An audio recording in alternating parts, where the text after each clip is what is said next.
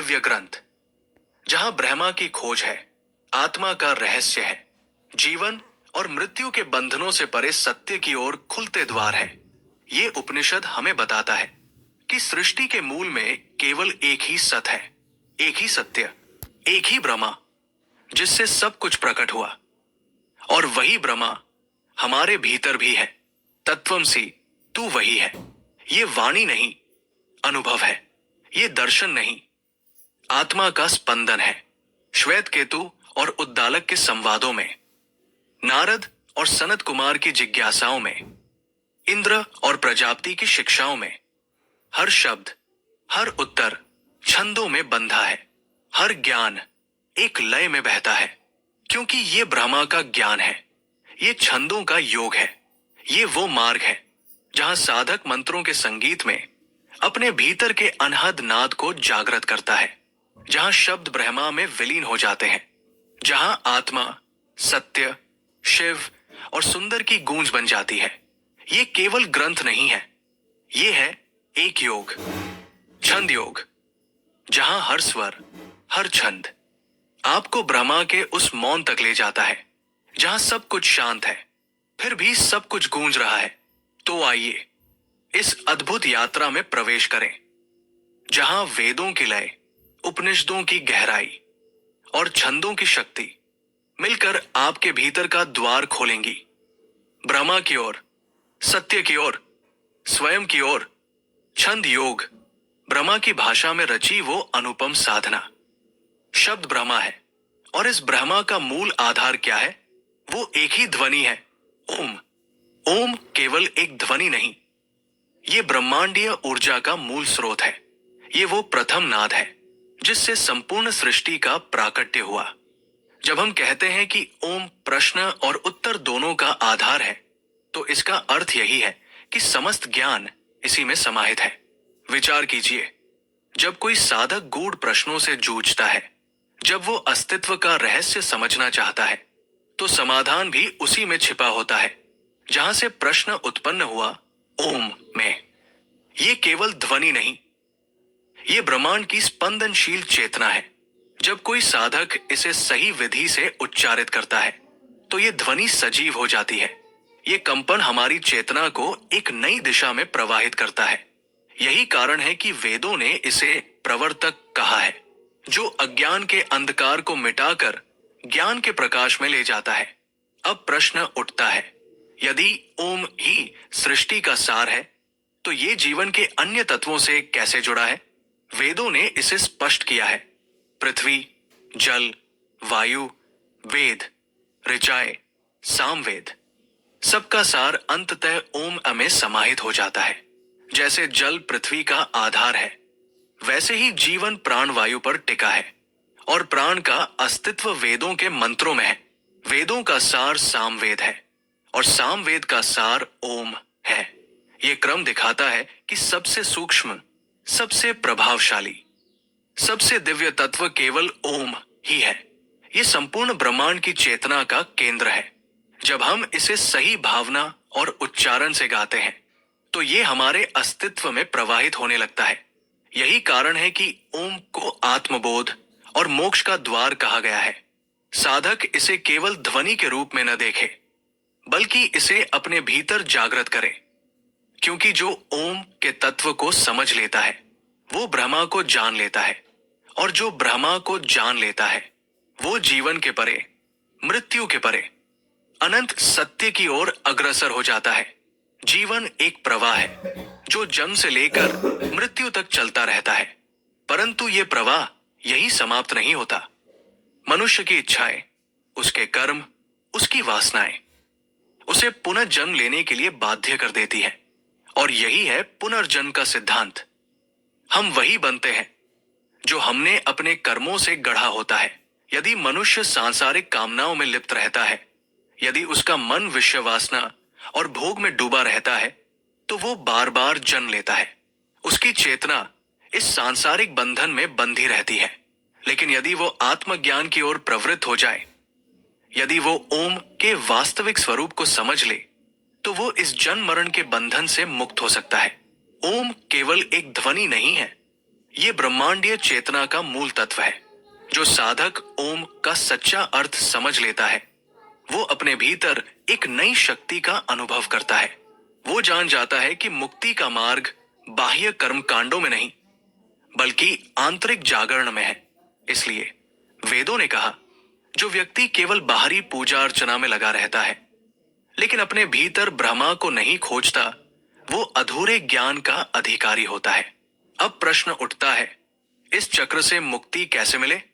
पहला मार्ग है ज्ञान। केवल बाह्य क्रियाएं करना पर्याप्त नहीं, हमें ज्ञान प्राप्त करना होगा। हमें अपने अस्तित्व के गहरे रहस्यों को समझना होगा। दूसरा मार्ग है ओम का ध्यान। ओम केवल उच्चारण करने के लिए नहीं, इसे आत्मा में अनुभव करना आवश्यक है। जब कोई साधक इस परम ध्वनि को समर्पण भाव से जपता है, तो वो अपनी चेतना को दिव्यता की ओर ले जाता है। तीसरा मार्ग है मनोवृत्तियों पर नियंत्रण। इच्छाओं को नियंत्रित करना, वासनाओं से ऊपर उठना ही आत्मबोध की ओर पहला कदम है। जब कोई व्यक्ति इस स्तर पर पहुंचता है, तभी वो पुनर्जन्म के चक्र से मुक्त होकर ब्रह्मा में विलीन हो सकता है। ओम केवल आत्मज्ञान ही नहीं, ये वेदों का सार भी है। तीनों वेद, ऋग्वेद, यजुर्वेद और सामवेद, इसी ध्वनि पर आधारित है। जब कोई यज्ञ किया जाता है, तो उसका आरंभ ओम से ही होता है, क्योंकि ये परम ब्रह्मा की प्रतीक ध्वनि है। वेदों ने कहा है कि ओम की साधना से समस्त ज्ञान का द्वार खुलता है, जिससे आत्मा अपने शुद्धतम स्वरूप को प्राप्त कर सकती है। यज्ञ का वास्तविक अर्थ केवल बाहरी अग्निहोत्र नहीं है। सच्चा यज्ञ आत्मा के भीतर की शुद्धि है। जब कोई व्यक्ति अपने अहंकार, वासनाओं और अज्ञान को आहुति स्वरूप समर्पित करता है, तब वो वास्तविक यज्ञ करता है। यही कारण है कि वेदों में कहा गया, ओम के बिना कोई यज्ञ पूर्ण नहीं होता, क्योंकि ओम स्वयं ब्रह्मांड की मूल ध्वनि है, जो सभी आध्यात्मिक ऊंचाइयों का आधार है। तो क्या हमें केवल वेदों का अध्ययन करना पर्याप्त होगा? नहीं, क्योंकि जो केवल शास्त्रों के शब्दों को पढ़ता है, लेकिन उनके सार को अनुभव नहीं करता, वो ज्ञान से वंचित रहता है। देवताओं ने भी इस गूढ़ रहस्य को समझा। जब उन्होंने ब्रह्मा के स्वरूप को जानने की इच्छा की, तो उन्होंने ओम का ध्यान किया, और तब उन्हें परम सत्य का साक्षात्कार हुआ। यही संदेश हमें इस उपनिषद में मिलता है।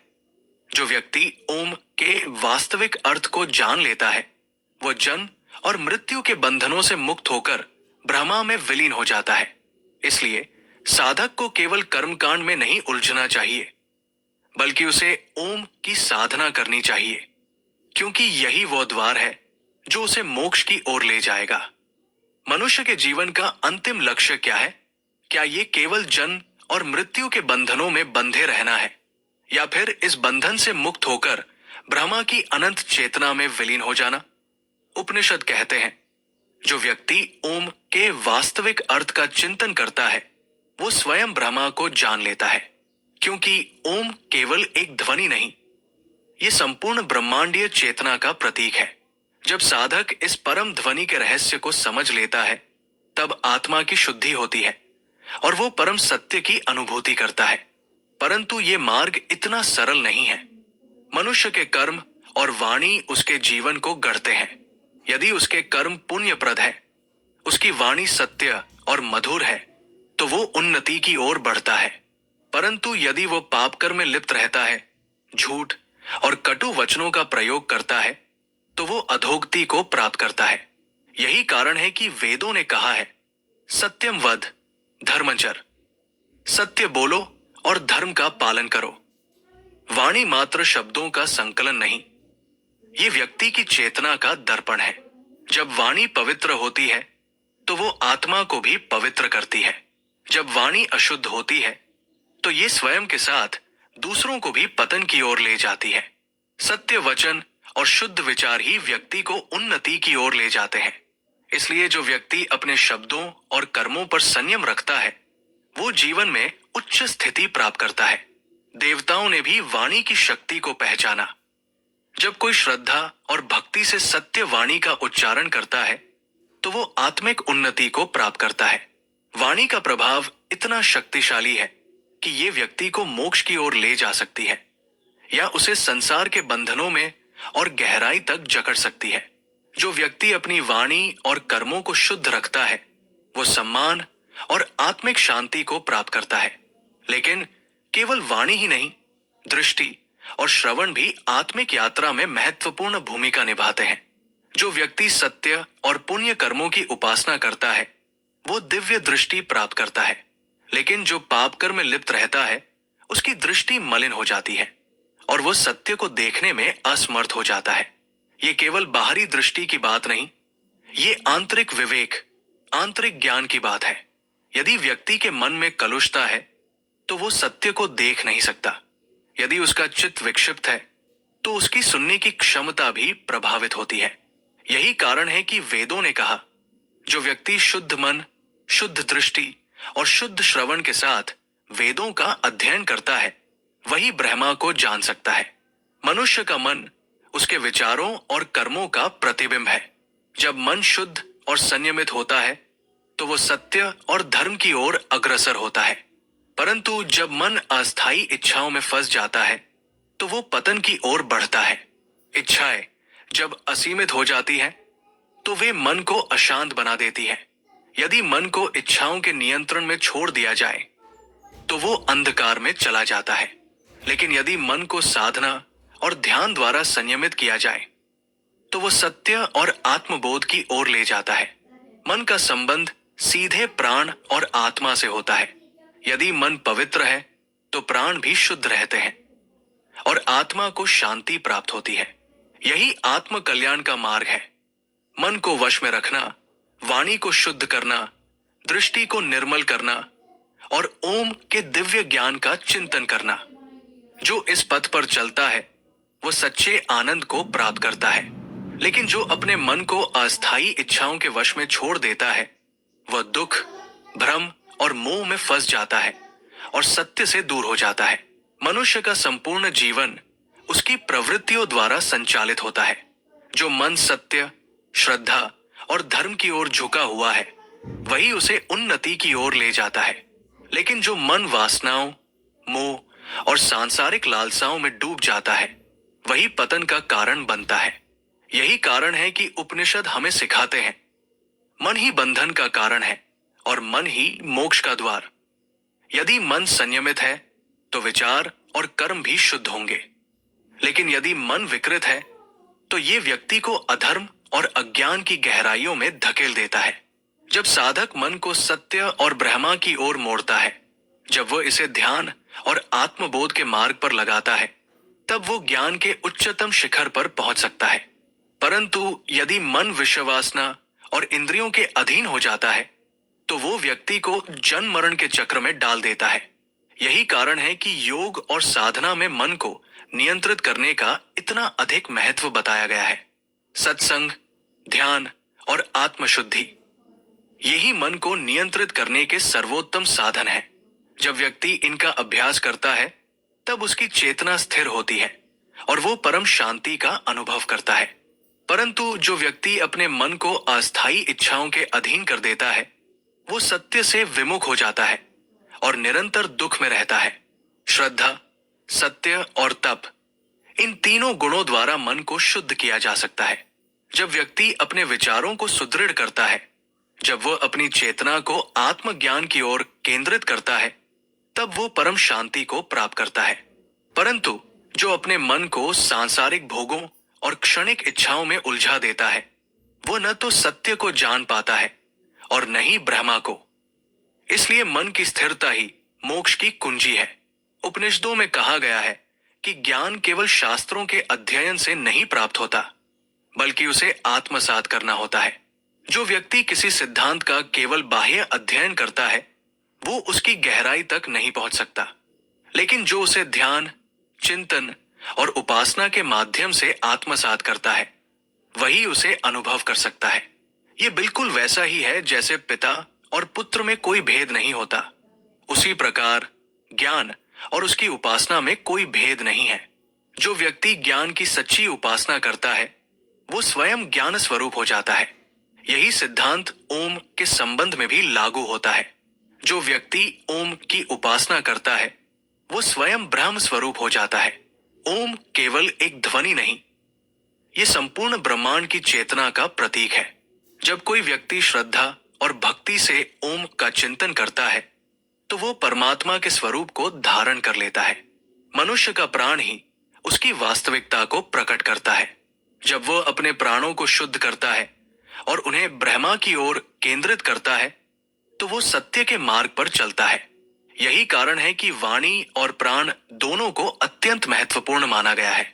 जब वाणी शुद्ध होती है और प्राण स्थिर होते हैं तब व्यक्ति सच्चे ज्ञान को प्राप्त कर सकता है। वेदों में कहा गया है, जिस नाम की उपासना की जाती है वही प्रतिष्ठित होता है। जब किसी तत्व को श्रद्धा और विश्वास के साथ अपनाया जाता है तो वो जीवन में महत्वपूर्ण स्थान प्राप्त कर लेता है। यही कारण है कि जब ऋषियों ने मुख्य प्राण की उपासना की तो वो प्राणायाम नाम से प्रसिद्ध हुआ। ऋषियों ने देखा कि जो कुछ भी चेतना को जागृत करता है, जो जीवन में ऊर्जा और जागरूकता लाता है, वही परम तत्व है। इसी कारण उन्होंने मुख्य प्राण की उपासना को सर्वोच्च स्थान दिया और इसे यज्ञों में प्रतिष्ठित किया। अब प्रश्न उठता है, मनुष्य की इच्छाएं किस दिशा में जाती हैं? क्योंकि इच्छाएं ही बंधन और मुक्ति दोनों का कारण होती है। यदि व्यक्ति अपनी इच्छाओं को नियंत्रित नहीं करता तो वो मोह और भ्रम में फंस जाता है।